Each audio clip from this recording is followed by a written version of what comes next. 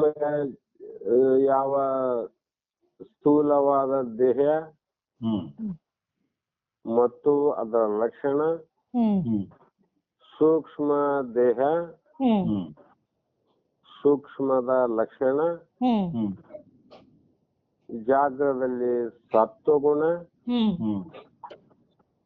ಮತ್ತು ಸ್ವಪ್ನದಲ್ಲಿ ರಜೋಗುಣ ಅಂತ ಹೇಳ್ತಾ ಬಂದ್ರು. ಇನ್ನೊಂದು ಕಾರಣ ಶರೀರ ಉಂಟಲ್ಲಮ್ಮ, ಆ ಕಾರಣ ಶರೀರ ಲಕ್ಷಣ ಹೇಳ್ತಾರೆ ಈಗ ಮತ್ತು ಅದರ ಕಾರ್ಯ. ಅವ್ಯಕ್ತಮೇತ ತ್ರಿಗುಣೈ ನಿರ್ಯುಕ್ತಂ ತತ್ಕಾರಣಂ ನಾಮ ಶರೀರಂ ಆತ್ಮನ ಸುಸುಪ್ತಿರೇತಸ್ಯ ವಿಭಕ್ತ್ಯ ಅವಸ್ಥಾ ಪುರೇನ ಸರ್ವ ಇಂದ್ರಿಯ ಬುದ್ಧಿ ವೃತ್ತಿ. ಮತ್ತ ಅದು 121ನೇ ಶ್ಲೋಕವನ್ನ ಸರ್ವ ಪ್ರಕಾರ ಪ್ರಮಿತಿ ಪ್ರಶಾಂತಿ ಬೀಜ ಆತ್ಮನ ಅವಸ್ಥಿರೇವ ಬುದ್ಧೇ ಸುಸುಪ್ತಿರೇತಸ್ಯ ಕೆಲ ಪ್ರತೀತಿ ಕಿಂಚಿನ್ ವೇದ್ಮಿತಿ ಜಗತ್ ಪ್ರಸಿದ್ಧೆ ಅಂತ ಇಲ್ಲಿ 2 ಶ್ಲೋಕದ ಅಭಿಪ್ರಾಯವನ್ನ ಒಟ್ಟಿಗೆ ಹೇಳ್ತಾರಮ್ಮ. ಅಂದರೆ 3 ಗುಣ ಯಾವಂದ್ರೆ ಸತ್ವ ರಜೋ ತಮ ಅಂತ. ಈ 3 ಗುಣಗಳಿಂದ ಕೂಡಿರುವುದೆಂದು ವಿವರಿಸಿರುವ ಈ ಅವ್ಯಕ್ತವು ಆತ್ಮನ ಕಾರಣ ಶರೀರವೆಂದು ಪ್ರಸಿದ್ಧವಾಗಿದೆ.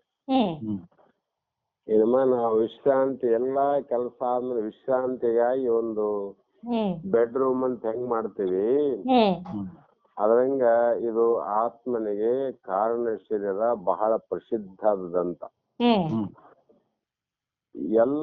ಯಾಕೆಂದ್ರೆ ಎಲ್ಲಾ ಇಂದ್ರಿಯಗಳು ಬುದ್ಧಿಯ ವೃತ್ತಿಗಳು ಲೀನವಾಗುವ ಗಾಢ ನಿದ್ರೆಯೇ ಇದರ ವಿಶೇಷವಾದ ಅವಸ್ಥೆ.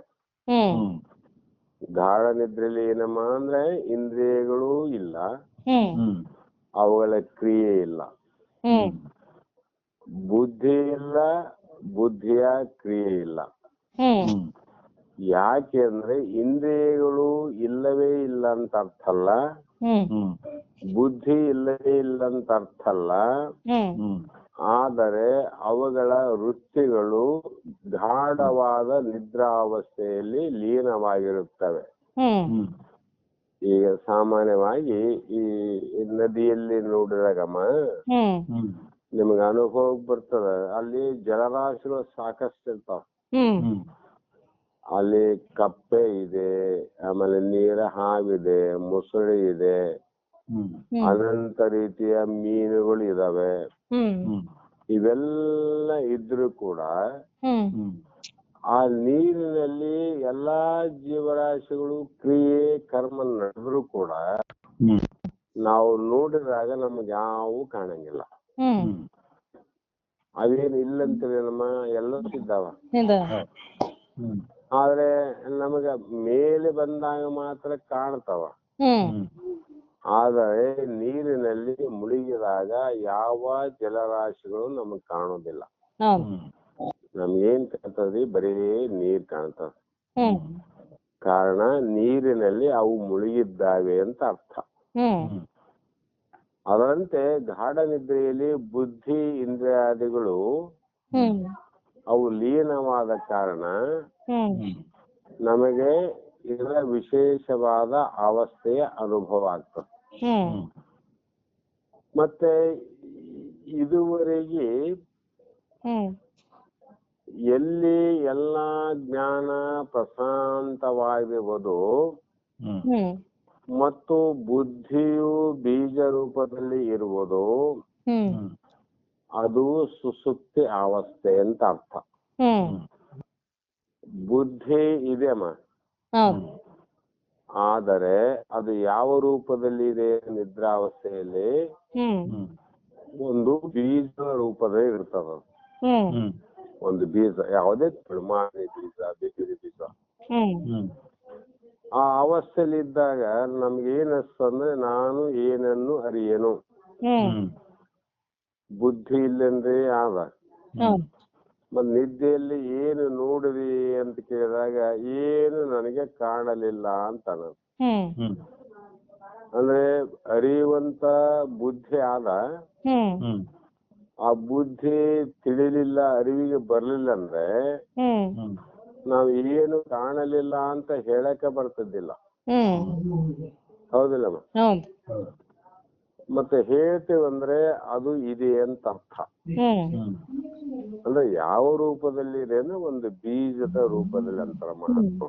ಹ್ಮ್ ಅದನ್ನ ಸ್ವಲ್ಪ ವಿಚಾರವನ್ನು ಮಾಡಿದಾಗ ಅನುಭವ ಬರ್ತದ.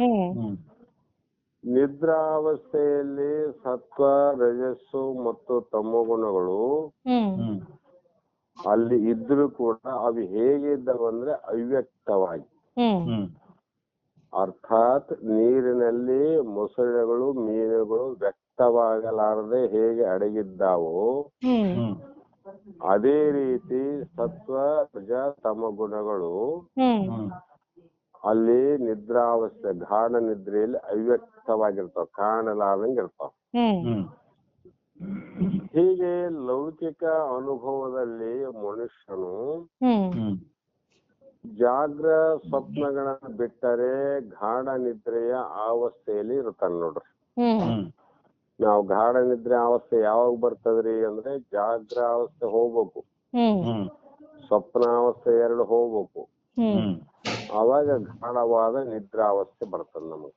ಹ್ಮ್ ಆ ಗಾಢ ನಿದ್ರೆಯ ಅವಸ್ಥೆಯಲ್ಲಿ ಹ್ಮ್ ಹ್ಮ್ ಉಳಿದ 2 ಸ್ಥಿತಿಗಳ ಅನುಭವವು ಹ್ಮ್ ಹ್ಮ್ ಅವ್ಯಕ್ತವಾಗಿ ಎಂದರೆ ಬೀಜದ ರೂಪದಲ್ಲಿ ಇರ್ತಾವ್ರಿ. ಹ್ಮ್ ಹ್ಮ್ ಬೀಜ ಇದೆ ಅಂದ್ರೆ ಅದರಲ್ಲಿ ಮರ ಇದೆ ಅಂತ ಅರ್ಥ ಆಯ್ತಲ್ರಿ. ಹೌದು ಹ್ಮ್ ಸರಿ ಆದ್ರೆ ಈಗ ಬೀಜ ರೂಪದಲ್ಲಿ ಇದ್ದಾಗ ಅದರಲ್ಲಿ ಮರ ಕಾಣುದಿಲ್ಲ ಅಂತ. ಹ್ಮ್ ಹ್ಮ್ ಹ್ಮ್ ಯಾಕೆ ಕಾಣೋದಿಲ್ಲ ಅಂದ್ರೆ ಅವು ಅವ್ಯಕ್ತವಾಗಿ ಸೂಕ್ಷ್ಮ ರೂಪದಲ್ಲಿ ಇದ್ದಾವ. ಹ್ಮ್ ಹ್ಮ್ ಅದು ವ್ಯಕ್ತ ರೂಪವನ್ನು ತಾಳಿದಾಗ ಅದರಲ್ಲಿ ಅನಂತ ರೀತಿ ಮರಗಳನ್ನ ನೋಡ್ತೇವೆ ನಾವು. ಹ್ಮ್ ಹ್ಮ್ ಬೀಜ ರೂಪದ ಜ್ಞಾನವು ಸೂಕ್ಷ್ಮ ಕರ್ಣಗಳ ಮೂಲಕ ಹ್ಮ್ ಹ್ಮ್ ಆ ಬೀಜ ರೂಪದಲ್ಲಿರ್ತಕ್ಕಂಥ ಜ್ಞಾನ ಅದಲ್ಲ. ಯಾವ ಜ್ಞಾನ? ನಾನು ಏನನ್ನು ನೋಡಲಿಲ್ಲ, ಹ್ಮ್ ಹ್ಮ್ ಏನು ನನಗೆ ಕಾಣಲಿಲ್ಲ ಅನ್ನುವಂತ ಹ್ಮ್